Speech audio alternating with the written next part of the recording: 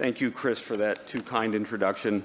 At least a legend in my own mind, I would guess. It's really a great privilege to be here. This has been another amazing year for something that Chris suggested a number of years ago, and that has turned into, I think, one of the more remarkable events in the world of healthcare over the course of the last 4 years. And it's particularly pleasing to me to be able to introduce two really extraordinary individuals. The first is somebody who is a visionary in both the figurative and literal sense of the word. He is somebody who had an idea, turned it into a reality. He is a tech entrepreneur that has truly become a giant of Silicon Valley. He nearly single-handedly established the field of graphics-based computing. And today we're going to talk about the enormous impact that that has had in transforming computational capabilities across industries and business sectors. But for many of us who have children that are probably in their 20s or early 30s, they grew up with the great hope that they would be able to get a machine that had an NVIDIA graphics processing chip to play video games. And out of the incredible brilliance of his mind, he has built NVIDIA into a global powerhouse in graphics processing technology, capturing more than 70% of the GPU market. It enables a significant torrent of artificial intelligence applications.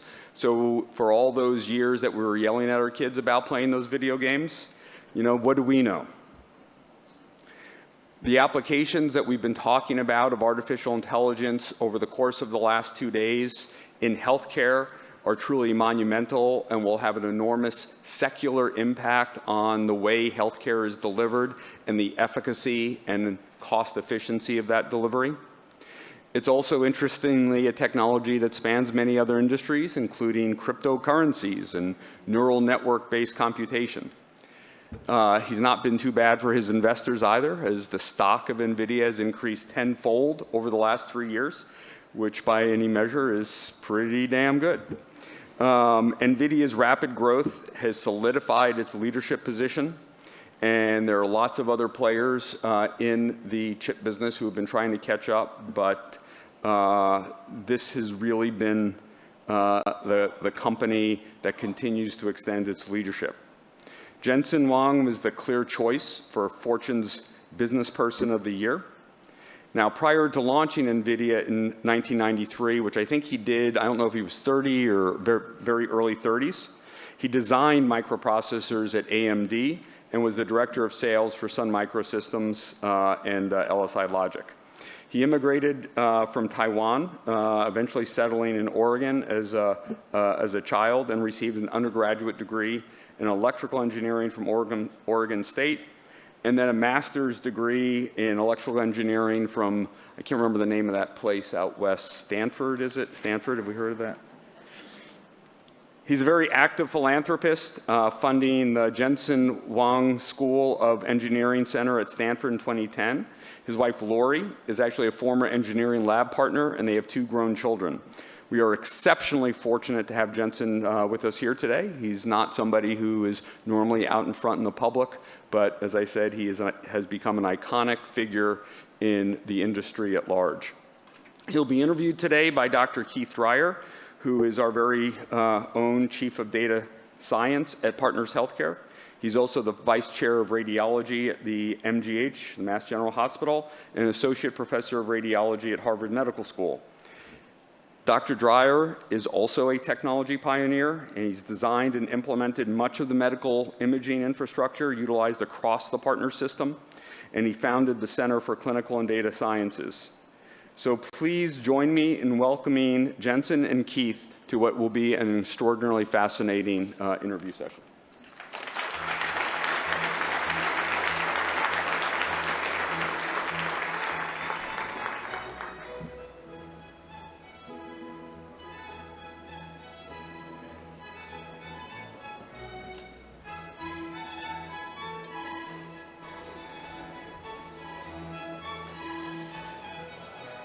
Wow, this music is not really my style. No, not your motif? James Bond's probably more my style. I can see that. Ah, there we go. I can make anything happen. Well, this is the highlight of my day. I'm going to put down... Excuse my voice. I'm so congested. I just wonder if there's a doctor in the room. Barely breathe. Well, we're gonna, as with the other sessions, take questions from the audience, so feel free. I'll let that go for a little bit, and now I'm going to ask some of my own here up front. First, obviously, welcome, and thanks so much for doing this. I know you have a schedule that's unbelievable, so we really appreciate you taking a couple of days out and coming to see the things that you've helped us to create. I would do anything for you, Keith. I'm going to hold you to that. Did we record that? No one has taught me more about radiology. I didn't know there was so much to learn, and it's unbelievable what the world you're in. So I'm going to go a little bit scripted because I want to make sure I get this right. So on an opener, as a founder of NVIDIA, and as Scott had said, ruin it for everybody by being scripted. I know, I'm sorry, but we'll add. I'm sure you're not going to stick to this. But as founder and CEO, as Scott said, for over 25 years, and the innovator of some amazing things, and the discussions that we've had, I've had the pleasure of knowing Jensen for a few years now, and it's just story after story. It's just absolutely incredible of things that happened over the decades, the risks that you've taken to try and make sure that you can see the future and make the future happen as you saw it, maybe despite what the industry saw at the time. So could you tell us about your vision for artificial intelligence and how NVIDIA will play a role in shaping that future? Yeah, first of all, we're going to call it AI today because it's short. It's better than machine learning. It's better than deep learning. It's better than all of that. We know what AI is capable of today. So when I say AI, today, don't overcorrect me in your mind. And I just mean it to be basically software writing software. That's the great realization that we had.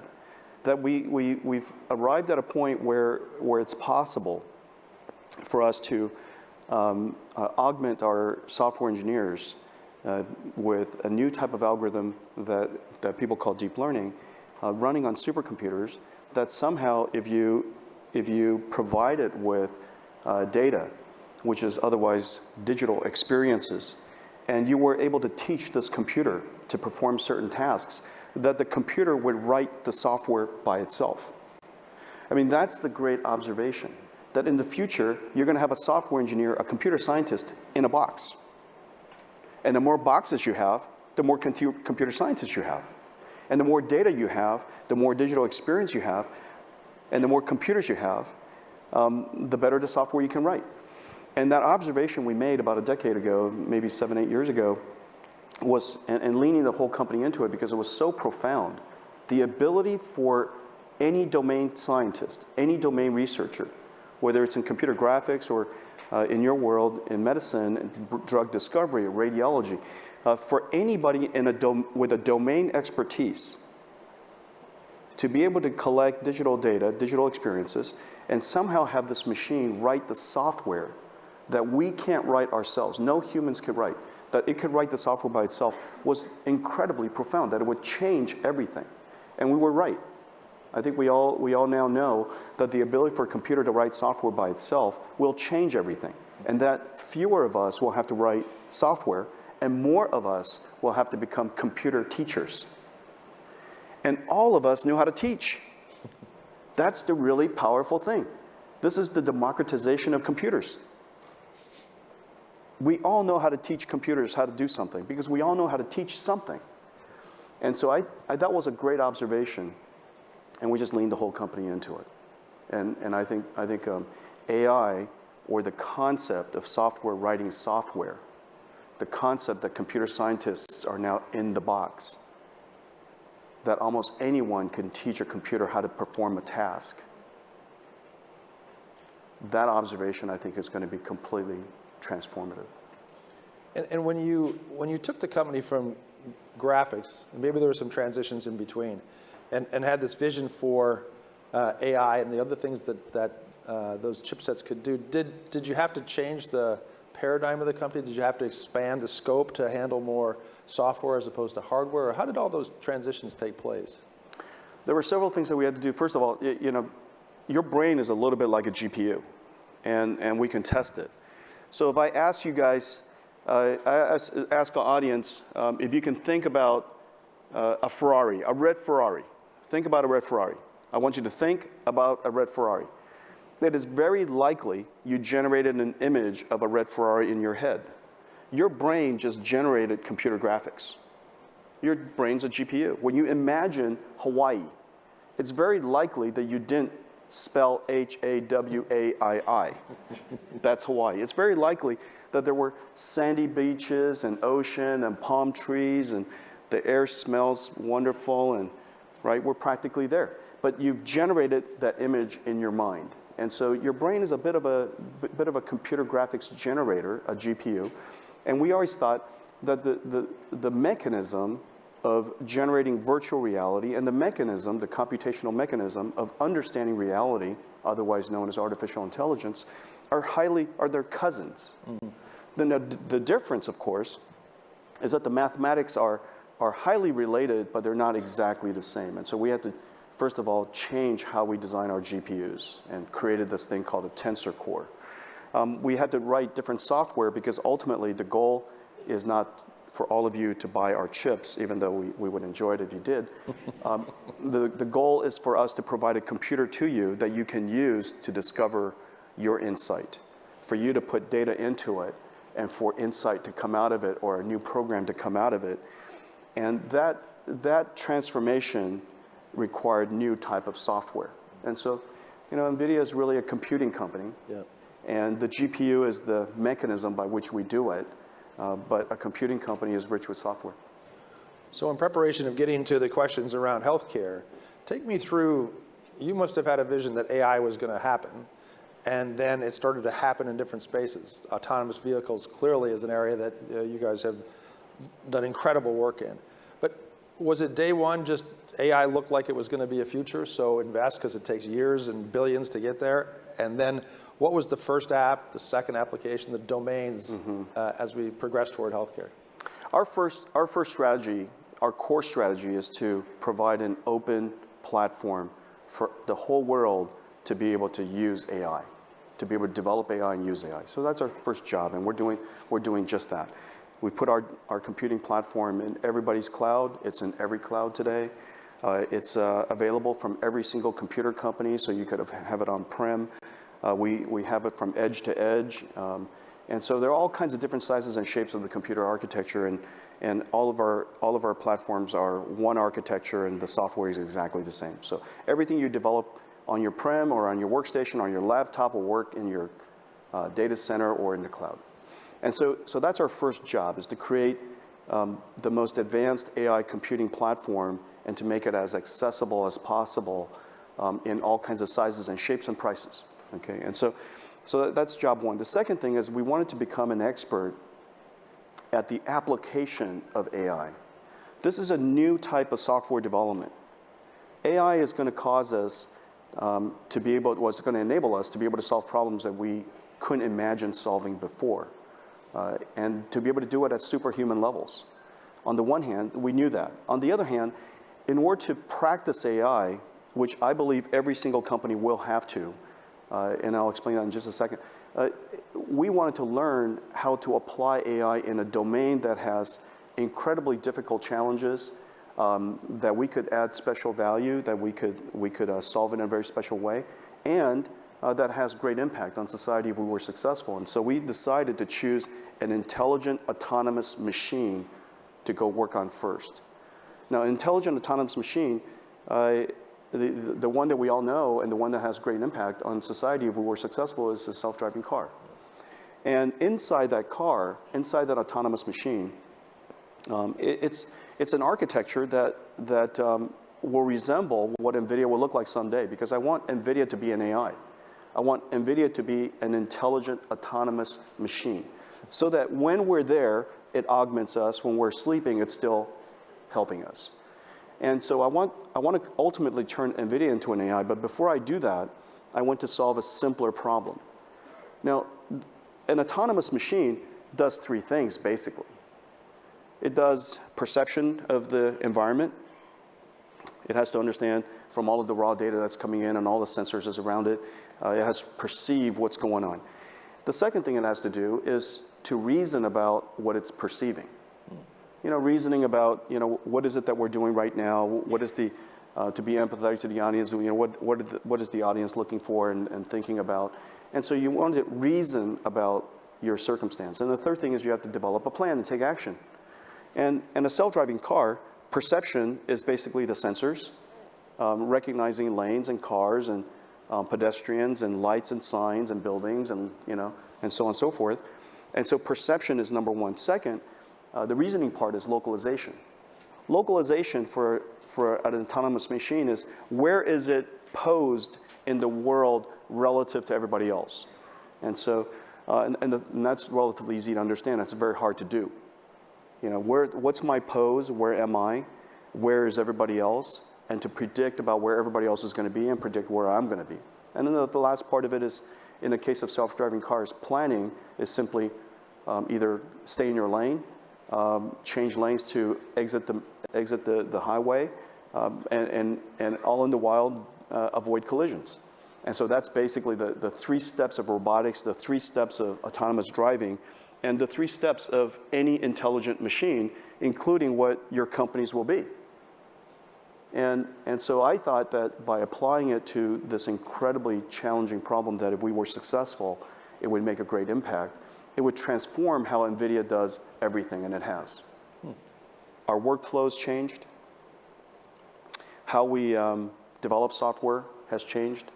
The expertise of the software engineers that develop the software has changed. The infrastructure to provide for the software engineers has changed. And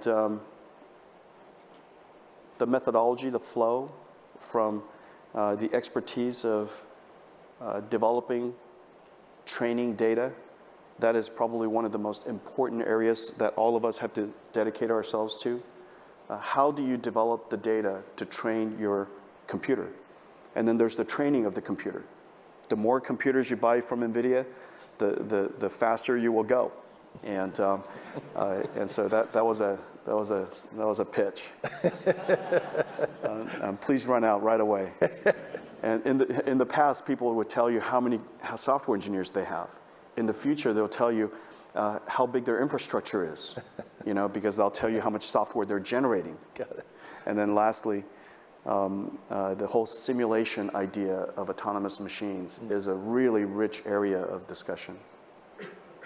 How do you, so let's, as a straw man, use automotive, because I think it's a good precursor to healthcare. Yeah. So let's dissect the field just a little bit. What were the challenges that you didn't expect learning a brand new industry like automotive that's been around for 100 years, that has morphed and changed and globally transitioned? How was it ready for this? And if not, how did they spend the last 5 years adjusting who they are and how they get ready for AI coming at them? Well, the future car, the past cars are mechanical defined. Cars of the present and cars of the past were mechanically defined. Cars of the future are software defined. And so the skill set necessary to design future cars are radically different than the skill sets of the past. But the opportunity is incredibly rich. The ones that jumped on it realize that today their economics ends at the point that your car drives off the lot. And from that point forward, their economic relationship with you is a liability. Because the only opportunity they have after that is a recall or a warranty problem or whatever it is. And so the moment that the car drives off the lot, it becomes a liability. But in the future, when the car drives off the lot, because it's software defined, the future, the economic experience, because they can deliver more and more and more AI to you and more software to you, their benefit, their opportunity for value added increases over time. And they realize this. They also realize that in the past, because the car was a mechanical device, the moment it leaves the lot, it leaves them completely. In the future, every single customer will become a sensor for them. And so And then the more sensors we have in the world, the more data we'll be able to collect, the more data we can collect, obviously the more insight we can and the more value we can deliver to your customers. And so I think the transformation of the automotive industry, the past and the future, is clearly very, very exciting to people who are in the middle of it. The architecture of the car has to completely change. The thing that our strategy is not to build self-driving cars. Our strategy is to build the computing stack from the processor all the way through the operating system, all the way through the AI, as well as the design flow, the software development flow. The software development flow, which is super, super important, because you want to enhance and you need to support and maintain and operationalize all the software for as long as you shall live. Yep. And so you need to create an infrastructure, a platform that allows we need to do so to allow the car companies to be able to operationalize or to develop and operationalize and maintain and enhance all of these fleets of cars for as long as they shall live. And so the first thing that we all realized is that the industry has to change its shape. Whereas, in the parlance of the automotive industry, we are a tier 2. The tier 1 is a systems integrator. The tier 2 is a technology component provider. And they never used to see people like us. But today, the automotive industry, because of our entry, has reshaped into a triangle where every car company has a relationship with us and a relationship directly with what is still called a tier 1, a system integrator. And so the ecosystem has changed. How they develop software has changed. We've created this flow that allows them to have traceability of software in a car incident 15 years from now, all the way back to the present, and to know that you can find exactly the data that caused that network to be developed and to be able to explain exactly how you built that software. We've learned a ton about functional safety. Functional safety, I don't know if you guys know much about functional safety. It's ISO 26262. I can even speak functional safety now. I'm practically like a functional safety engineer. And basically the way it works is this. Your ultimate goal is to design a computer that in the event that it fails, and it should try not to fail, of course, but in the event that it fails, the backup systems and the backup of the backup systems keeps the passengers safe. And so it's a little bit like a computer that when it hangs, it continues to run. And so how does a computer engineer design a computer that if it were to hang, that it continues to run? It's almost like an oxymoron. And so there are all kinds of diverse computing algorithms. We have to design diversity into all of our sensors and all of our algorithms and all of our software and all our computing, all of our processors, all the way down to the basic elements. We have to have redundancy that is diverse. And we have to have a backup system that trips and checks and trips into more and more and more limited capabilities, but at all times keeping the drivers and the passengers safe. And the ultimate backup system is the pilot. And so this whole system is thought through in a holistic way so that we could deploy our self-driving car computers on a large scale and feel that we've done the best possible safety work that we could at the time. When you started in automotive, and then I'll switch over to healthcare, did you think you had to do as much as you had to do? I mean, I remark over when you talk about annotation and recruiting many people to find signs and lanes. Was that what you were expecting? And if not, how did you get there? And now what do you own to make AI work in cars? Because I think that might be a similar correlate to healthcare. What I'm about to say, I hope doesn't discourage anybody from jumping into AI, okay? We now have 3,000 people working on the self-driving car computing platform. And it's a lot of people. And the reason, I didn't expect it to be quite this many. I was expecting it to be like a couple of hundred people, 300 people. We're now 7 years into the journey. I've got another at least 4 to put some basic capabilities at a large scale on the road, and at least 10 for us to reach kind of the expectations of autonomous machines that we all have. And so this is, and we're investing $1 billion a year And so this is a very, very large investment. But the impact to society is enormous. We drive 10 trillion miles a year. 10 trillion miles. If all of those miles were Uber miles, Uber would be a $35 trillion company. and so it's a fairly large deal.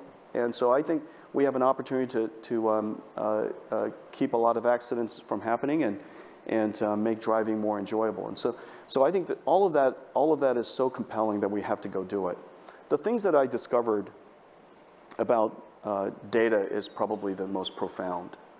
The two things that I would say, your expertise inside your company, within your domain, to create data or create data strategies and tools and algorithms so that you can train your computer, so that you can train your model. That training data strategy is utterly vital. And everybody has to create their own. You all have your own data, you're all trying to solve your own different problems.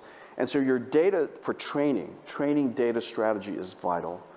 We use LiDARs to train our cameras, we use cameras to train our LiDARs, we use all kinds of techniques to solve, and super, super clever. Some synthetic, some augmented, some just brute force. And all kinds of AI tools now that are being developed to create AI for the future. And so incredible investments there. The second thing that I would say is really profound for me to learn was that in the future, all of our company's source code is our data. Your source code is your data. That's saying that out loud and trying to figure out what that implies. It's completely transformative. Today, our company's source code is our source code, is what the engineers typed. In the future, because the software was generated automatically by supercomputers, without the data to go along with the network, you can't recreate that model. And so we need to, the data, the source code in the future is the model.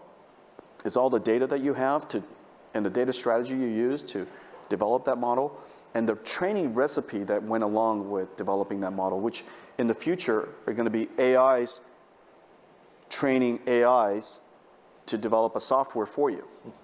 And so all of that really was transformative for us, and it changed how our company organized and how we develop software. And so that's very interesting. So now as you look at doing that and how you succeeded in automotive, knowing the difference, and as you're learning healthcare and the uniquenesses that healthcare has, do you think the same platform or model or that approach would work in healthcare or other domains? And then the second question is, if it does, what's still missing in healthcare? What do we need to do to kind of organize ourselves so that we can absorb this kind of transformation as you're describing it? I think the first thing for most is to realize that AI is a big word. It's a little word, but it's a big word, and it sounds really complicated. But if you distill it down into AI is software that, together with your training data strategy, writes software by itself. And therefore, the problem is no longer about writing software. The problem is about teaching computers. And everybody could teach computers. That's the first thing. The second thing is to realize that what you're trying to build is an intelligent machine. Everybody's trying to build an intelligent machine. Your lab is an intelligent machine. Input comes in, and product goes out, or action goes out, or insight comes out. But it's data that comes in. Something that comes in, it's intelligent inside, and some insight comes out. That's an intelligent machine. Our company is an intelligent machine. Data comes in, maybe it's forecast data that comes in, maybe it's competitive information that comes in, maybe it's market changes that comes in, and a lot of action is taken and changes in products come out. That's an autonomous, intelligent machine. I am certain that anything you can draw a square around these days, where data comes in and some insight comes out, you could refactor it or shrink it enough that some part of it could be replaced with AI. Some part of it can be replaced with AI. And you will do that task will be done in an intelligent, autonomous, and superhuman way. I'm certain of that. And so the second part of it is just to understand how to take the problem and boil it down into engineering terms so that you could operationalize it. Otherwise, the whole company is frozen. You know, you say AI to people and they go, I don't know how to make everything AI. I don't even know what intelligence means. And so I think that the second part is understand what AI means. In your industry, I think data is supremely abundant. Some of the data is really, really noisy. A lot of the data that you want are disassociated. They're in different places. There are a lot of data challenges. But I'm pretty sure that if we put our heads together and think about it, we will come up with training data strategies. What we need is training data strategies. And if we have training data strategies, we have the networks and we have the models and we have all kinds of architectures. And we obviously have the supercomputers so that we could generate software. That, I think, is possible. So I think one of the areas is just to engage. You know, the reason why you and I are partners is so that we could better understand the challenges that you guys have. And in just a short period of time, right? All the researchers in your lab took advantage of the technology that was already built, and you guys have taken it so much further. And so it doesn't take long. Yeah. You know, if you still remember the first meeting that we had is only a few years ago, and now look where you guys are. You know, and so I think this could happen everywhere. Yeah, I do too. A question from the audience, I'll pop back and forth, it's timely. Advice, you must give advice to folks coming into this profession. Data scientists were asking, what would you advise a data scientist in healthcare today? What would you tell them if they're starting their career, they want to get into this field, they're going to be making this field in years to come, in decades to come? How would you guide them? Well, they've chosen a good career. And so pretty much they're not going to mess up. You know, and so whoever it is that chose to be a data scientist, I think it's a great career. Data science, as you know, is at the intersection of domains, intersection of disciplines, and it's complicated because of that.